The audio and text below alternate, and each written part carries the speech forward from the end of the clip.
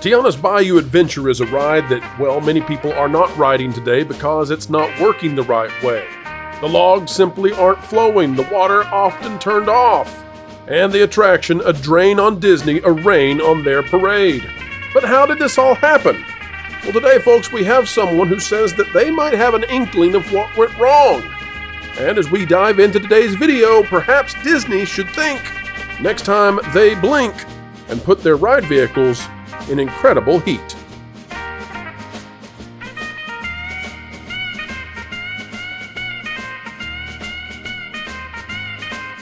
Hello folks, howdy, how are you? Happy to have you back here on the Pro Channel, the place where we explain entertainment and keep you ahead of the culture curve. Today we are doing so by potentially explaining what is going wrong with Tiana's Bayou Adventure. And oh, by the way, Disney, if you have not yet figured it out, maybe you could sit down and take notes. We'll help you out.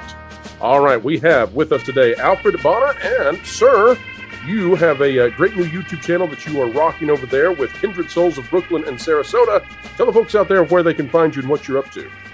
Yes, sir. Pleasure to be on the show. Kindred Souls of Brooklyn. You can find us on YouTube, and we like to do a lot of family videos, especially Disney, and just come over and check us out. We love it. We're big Disney fans, so we'd love to have you.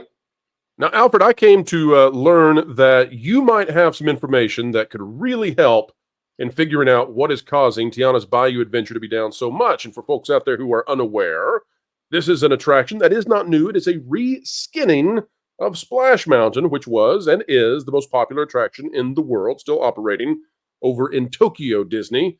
But you seem to have come across something that might explain why a simply reskinned ride suddenly cannot stay open. So could you walk us through what it is that you think that you've concluded could be the root issue?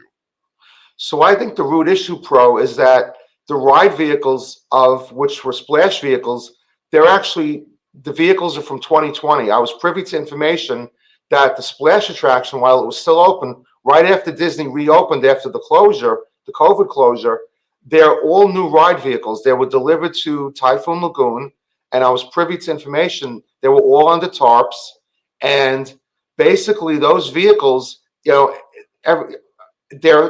since 2020.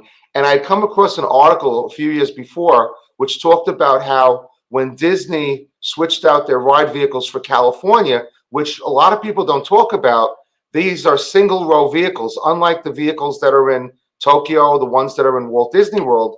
The ones that are in Tokyo are kind of single row. So the ones we have in Florida, obviously double row, 8 passengers. But when I looked at this article by this gentleman named Robert, and he had mentioned that when Disneyland switched their vehicles out in 2008, they had a lot of problems with them. And then I started diving into like some of the research of the ride vehicles and the history, and I came to find out that Hopkins Rides, which was based in Florida, in Palm City, they were the original manufacturer of the California Splash, which opened up in 1989, and they actually went out of business in 2012. So I said to myself, when they went out of business in 2012 and these new ride vehicles came in 2020, if Disneyland had such problems with them, these aren't from Hopkins, obviously. They've got to be from another place that's making these rides. Maybe they're inferior. Maybe they're what they call orphaned rides, because there's not many ride manufacturers in the country. So when a log flume, say, goes out of business, if you look at them, they're not all too different. If you look at the Warner Brothers logs that operate in Saudi Arabia or any other type of thing, it's basically the same log vehicle. So here I'm thinking this might be an inferior log or something that's not up to par to Disney standards, and that's why the rides are having so many problems. Now, Alfred, you're saying that that these ride vehicles were taken to Typhoon Lagoon in 2020. That's fascinating to me because 2020, I believe, of course, that Typhoon Lagoon was not operating, so this was a very secure location to hide ride vehicles. But do you know, were these new ride vehicles made by a new company and maybe perhaps not exactly aligned with the old weight and distribution and all of that, all of those statistics? Do you know if those ride vehicles were put into operation with Splash Mountain before its closure, or did they wait and trade them out when the new ride opened, when Tiana's opened? Oh no, they definitely put them into operation right away. So these went into operation soon after Disney reopened. So I'm going to say probably September of 2020. They went into operation. So, okay, so let me think about that then. So what may have happened here is that Disney hired a new company because the old company that made the logs was no longer. So Disney hires a new company to make the logs. They hide them at Typhoon Lagoon. They put them into rotation once Splash Mountain is ready. It works fine. Then Disney closes Splash Mountain to turn it into Tiana's Bayou Adventure, but they may have used the old statistics for the logs for their new sensor program. And that Correct. may be throwing all of the timing off. It may be throwing the animatronics off because Splash Mountain did not have timed animatronics, nor did it have the new sensor system that's been put in place. If it's off by any at all, it throws the whole attraction into chaos. And that's what we're seeing. And that's why this may be a very difficult adjustment for Disney to make, is because they're going to have to redo everything in terms of getting the measurements for the logs, the timing, all of this. I bet they went off the old information for the attraction and did not consider that these logs are brand new and they're not exactly the same. Is that fair? I would definitely say that's fair because, again, I was also privy to information when they had the monorail accident. Disney is very funny with patents and things like that. And as everyone knows, Bombardier makes the monorails. So apparently, when Disney had all the 12 monorails, they demanded that Bombardier give them the patents, and they had all the information. So when the accident happened in 2009 with the monorail, and Disney wanted to make have 12 in the fleet again, they had a lot of trouble because Bombardier gave them all the plans, and Disney really couldn't find them, and Oh it my was a gosh. whole debacle over that. But Disney is very funny with these things, and and again, a lot of people think the Disney Imagineers make the rides, make the vehicles. They really don't. Most of their vehicles are made by a Danish company named Vekoma, and they make usually all the coaster vehicles. They made the Tron Light Cycle. They made Seven Dwarfs Mine Train. So I think we're enculturated to think that the Imagineers are making everything from scratch, when really it's a very small amount of ride companies in the world. Vekoma being probably the biggest one, which makes most of the rides and vehicles and tracks that Disney uses.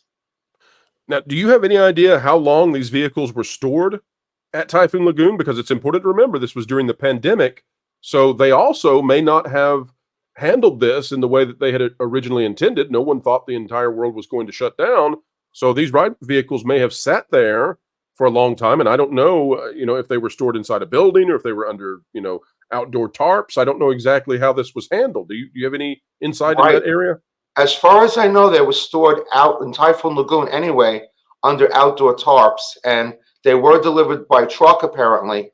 So I imagine, again, knowing Disney, being like kind of a little amateur Disney historian, I do know that they store a lot of things outdoors, like all the floats for the Spectral Magic Parade. A lot of people don't know this either. Most of those were destroyed because Disney left them outside, and I would say 80% of them got destroyed.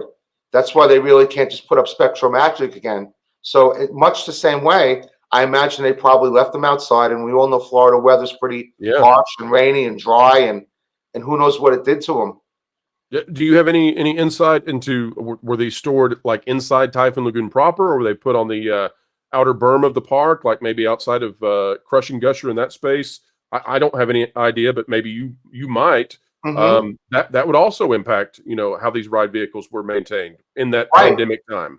They were put right in the parking lot, apparently, as far as I know. It was just, you could, if you No, drove into the no, Alfred, parking lot, you're telling me they put the ride vehicles in the parking lot? yes, you No, could drive into Typhoon Lagoon, apparently, and this comes off a very good source. You no could just wonder drive people in, know about this. and It was publicly available. they had raccoons running through them, and they were stacked up, maybe 3 or 4 high, but apparently it seemed like maybe an 18-wheeler just lifted them off and dropped them there, and they might have been there Alfred, for. the reason that I'm stunned is because there's no telling how much these ride vehicles cost. They are integral to making the new ride work that they knew at that point they were going to do. You don't store them in a parking lot in the Florida sun. Even if the tarps are there, the heat index over the blacktop in Florida is like 110, 112 degrees. you would store these in a shade, like in the grassy areas behind Crush and Gusher or Mayday Falls, or you would store them back where the old Shark Reef area was. You wouldn't put.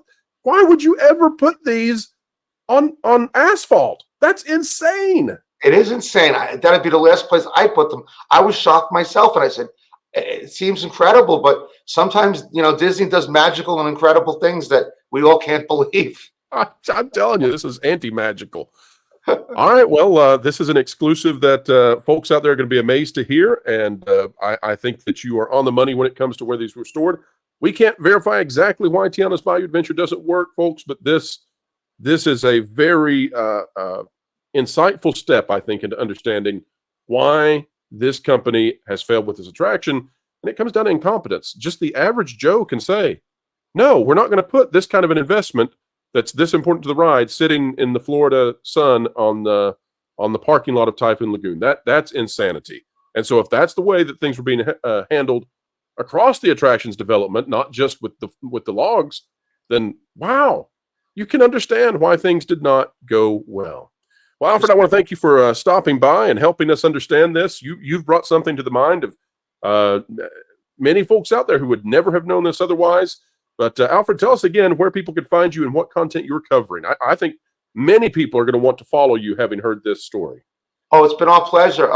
Yes, Kindred Souls of Brooklyn and Sarasota. We do a lot of Disney videos. I'm based in Sarasota. We're annual pass holders, so we show up at the park quite a bit. And I just love what you do. I love your entire team, and keep up the great work. But we'd love to have you over at Kindred Souls of Brooklyn, and be our pleasure. And Alfred, I'll say this. We would love to have you back as a returning guest in the future. Really appreciate your work here. And who knows, hopefully folks will see you on that Park Place in the future as well, because this is one heck of a story.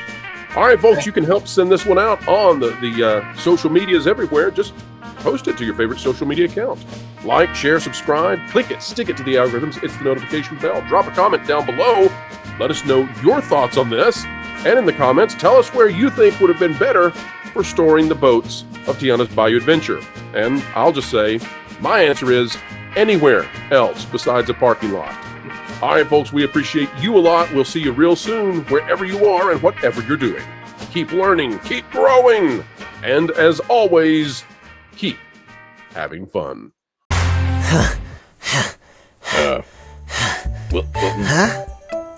What are you doing? Well, I was feeling really behind and uneducated on all the happenings in the entertainment world. So, I was trying to work out a solution, specifically around 12 p.m. Eastern Time. And, well, this is what I came to. That's not what that means. Oh. But, why wouldn't you just watch Midnight's Edge on Mondays, Wednesdays, and Fridays? And on Tuesdays, on WDW Pro's channel, you got the Pro Show, and on Thursdays, you got That Park Place with Jonas and Vash. Jonas? That guy sucks. Well, feel free to jump in the chat and remind him of that regularly. I won't feel free. I am free, baby. But I think you forgot something important. What's that?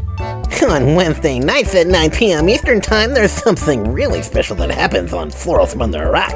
Ah, right. Under a Rock, where we don't simply talk about entertainment, we actually try to be the entertainment. Which, I mean, Floral, you're actually kind of dragging the show down, you know what I mean? Well, theoretically, you and everyone else knows now what's happening at 12 Eastern Time throughout the week. Yep.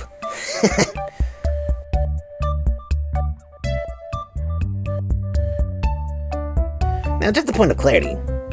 You say 12 p.m. Eastern Time that the Midnight Edge will be happening. Is Tom gonna commit to being on time? Well, that's a fair question. Okay.